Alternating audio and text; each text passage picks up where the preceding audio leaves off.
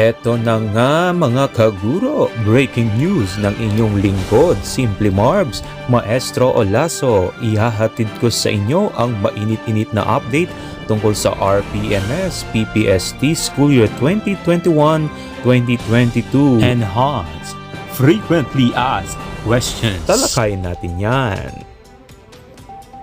Unang katanungan, are we allowed to create video lessons even though we are not teacher broadcasters? Yes, regular teachers may create video or audio lessons even though they are not teacher broadcasters. You may refer to the MOVs in the Rpms-Ppst tool to identify which indicators allow for videos or audio lessons. How many classroom observations are required in a school year? This school year, 2 lang po ang classroom observation. Option 3 allows for a demonstration teaching during the conduct of LAC. Clarification, is the demonstration teaching need to be aligned with the topic discussed in the LAC or does it not necessarily? Ang sagot, what is being observed during the conduct of classroom observation, regardless of the mode of observation and topic of the LAC session, is the demonstration of the classroom observable indicators, or the COI. How are we going to observe teachers without face-to-face? Ang sagot, similar to school year 2020-2021, this school year provides for the alternative classroom observations that can allow for, number 1, the synchronous classroom observation, number 2, asynchronous, and number 3, LAC session or demonstration teaching.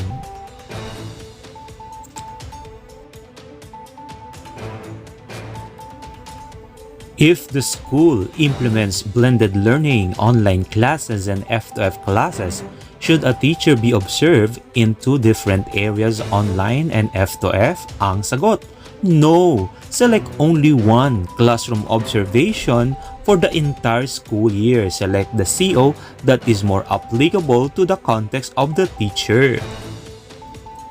Para po sa classroom observation ang aking tanong o clarifications.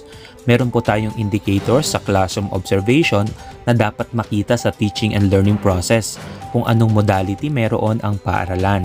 Ang aming school po ay printed module ang modality na ginagamit. Ang nakalagay po ay demonstration teaching via LAC. Ang magiging setup po ba nito ay ako ang guro at ang mga kapwa ko guro ang magsisilbing mag-aaral sa aking demonstration teaching tulad ng ginawa po natin dati?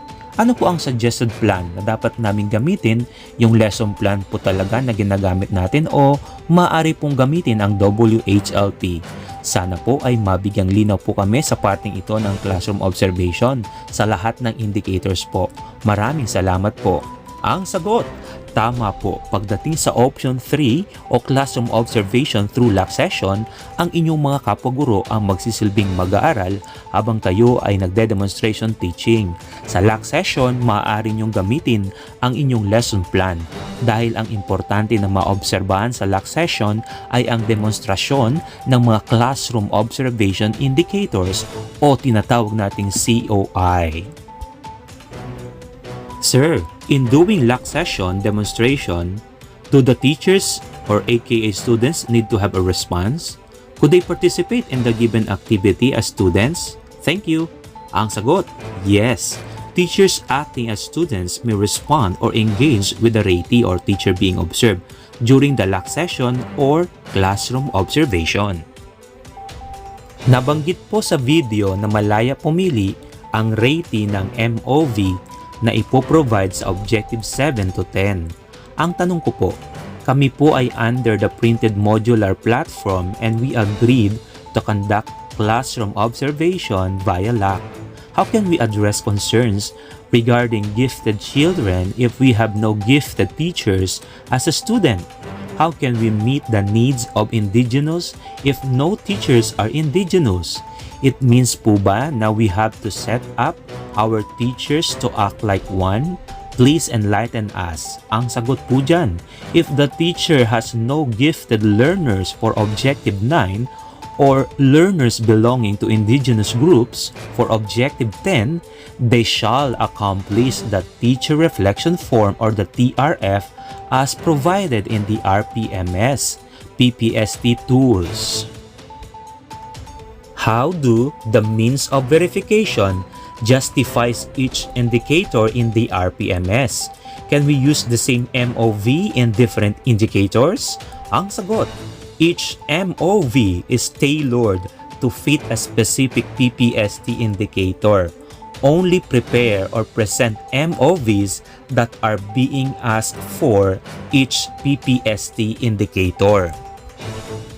How to provide MOVs if there is no identified IPs, learners with a disability and gifted learners? Sagot, if the teacher has no gifted learners for Objective 9 or learners belonging to indigenous groups for Objective 10, again, they shall accomplish the Teacher Reflection Form or the TRF as provided in the Rpms-Ppst tools. What will happen if we cannot comply with all? Sagot, if the teacher is unable to comply with any of the Rpms-Ppst requirements, that will result in a rating of 1, which is poor rating. This means the teacher will be marked with having a poor performance for this school year, and they will not be eligible for any performance-based incentive and shall not be qualified for any promotion. Nakakalungkot yan mga kaguro. Pwede bang si teacher ang mag-rate ng TRF niya or kailangan si rater talaga? Maraming salamat po. Ang sagot, the rater of the TRF shall be rated by the rater and cannot be rated by the ratee. As to the schedule of the observation, this shall be internal within the school. Thus, the MOVs of every PPST indicator need to be perfect. Sagot dyan mga kaguro, the MOVs do not need to be perfect per se. The teacher should be focused on the demonstration of the PPST indicators and should be supported by the appropriate MOVs required for each indicator. I am an ALS teacher. What appropriate MOVs can we use that are acceptable in our field and fit RPMS? Ang sagot, the MOVs of the Rpms-Ppst are generic enough to be applied to different kinds of teachers such as our ALS teachers. You may refer to the Rpms-Ppst tool for the PPST indicators and their specific MOVs. Can MOV or MOVs be limited to only one? Ang sagot, each PPST indicator requires a different set of MOV. Unless otherwise specified in the Rpms-Ppst tool, the ratio shall only prepare one MOV for each indicator.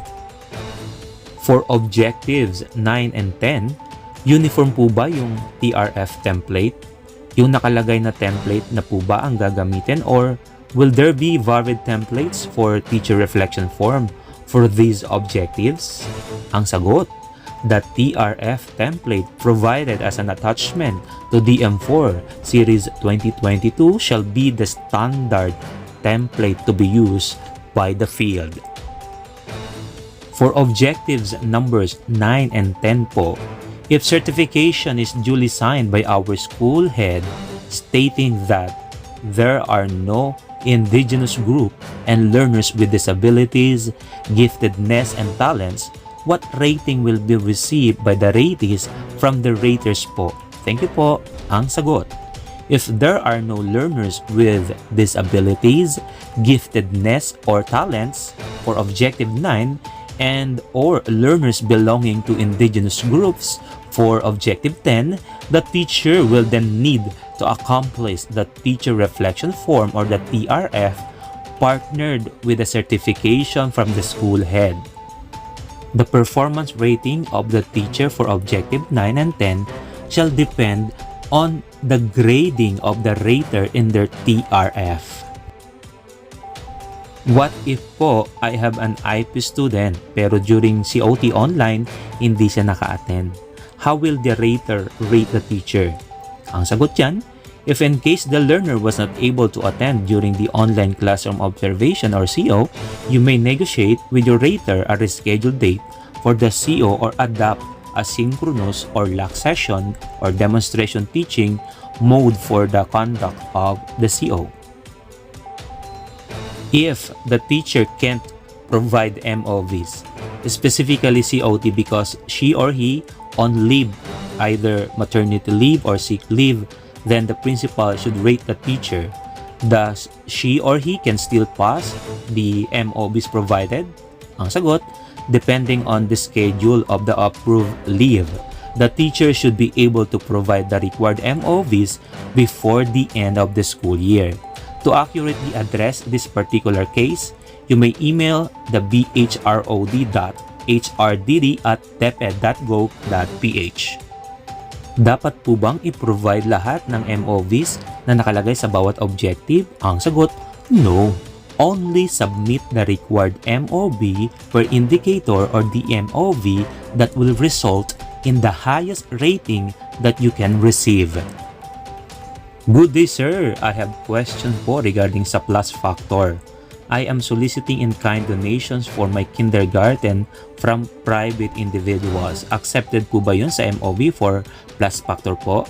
Ang sagot, in-kind donations may result in a plus factor provided that you are able to specify or provide documentation as stated in the Rpms-Ppst tool on the purpose for soliciting the said in-kind donation. Furthermore, you may refer to DO24 series of 2016 for the guidelines on accepting donations. MOVs not suit in modular learning? Sagot, the MOVs in the year's RPMS or PPSD are suitable for all types of learning delivery modalities, such as pure modular learning. Rest assured, all scenarios were considered in the development and finalization of the tools. Can we use last year's certificate as MOV? Ang sagot, no.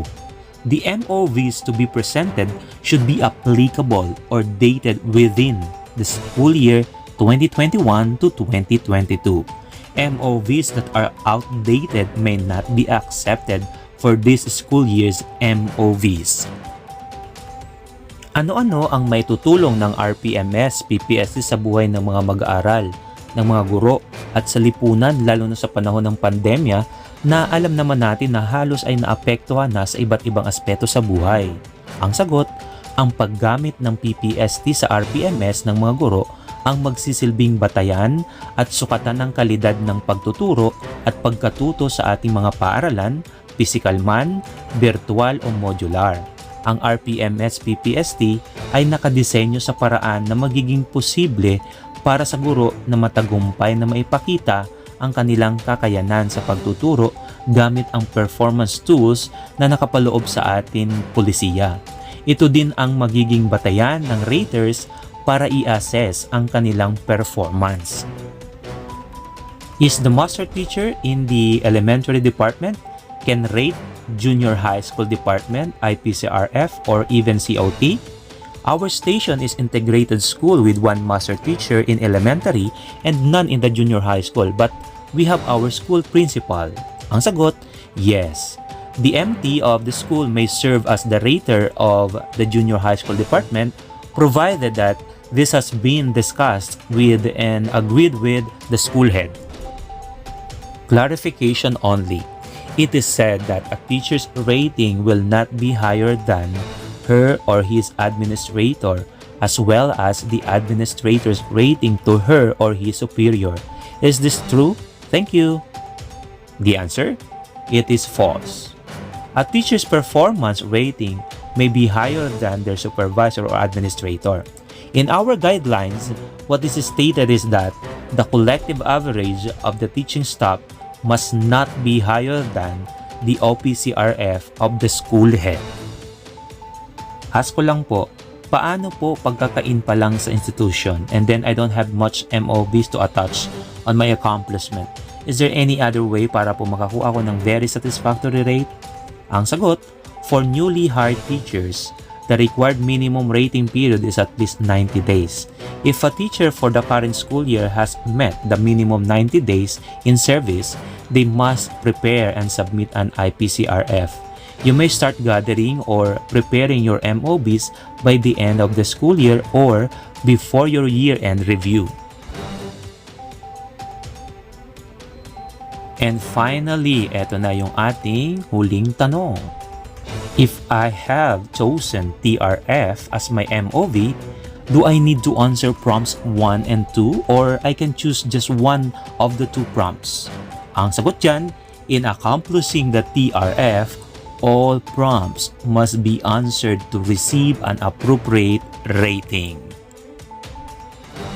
At yan na nga, dyan nagtatapos ang ating breaking news ng inyong lingkod, Simply Marbs, Maestro Olaso. Don't forget to subscribe and hit the notification bell para updated kayo sa mga bago kong video. Paalam mga kaguro, keep safe and God bless!